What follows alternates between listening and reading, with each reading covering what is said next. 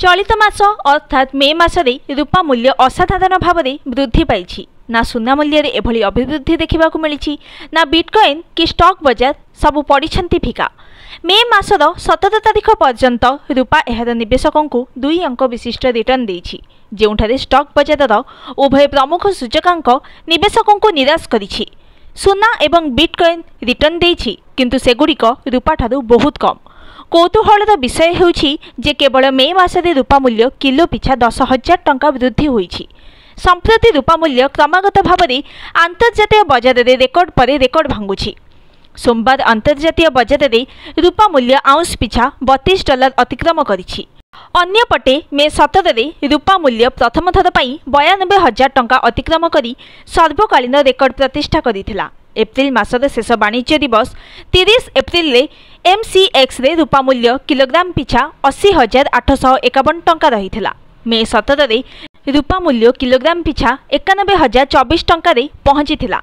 सेहीपरि राजधानी भुवनेश्वर मध्य शनिवार रूपा किलोग्राम पिछा प्रथम थर पई 92,000 टंका छुईथिला। मे मासर समग्र देश में रूपा मूल्य रे किलोग्राम पिछा 10,173 टंका वृद्धि घटी। एहार अर्थ हेउछि रूपा निवेशक माननकु 12.58% रिटर्न देछि।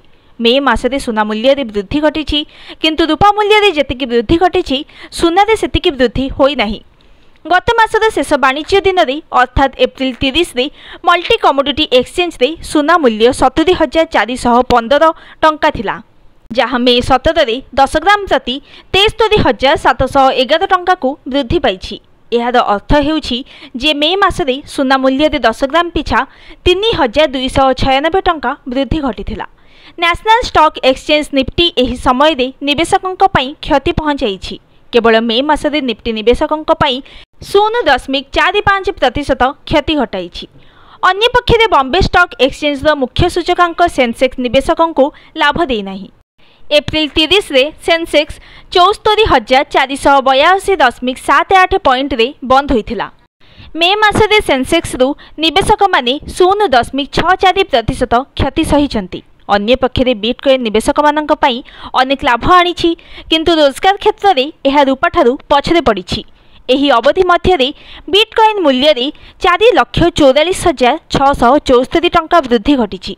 फल निवेशक माने 8.75% रोजगार करिसेंती। Bureau report news today.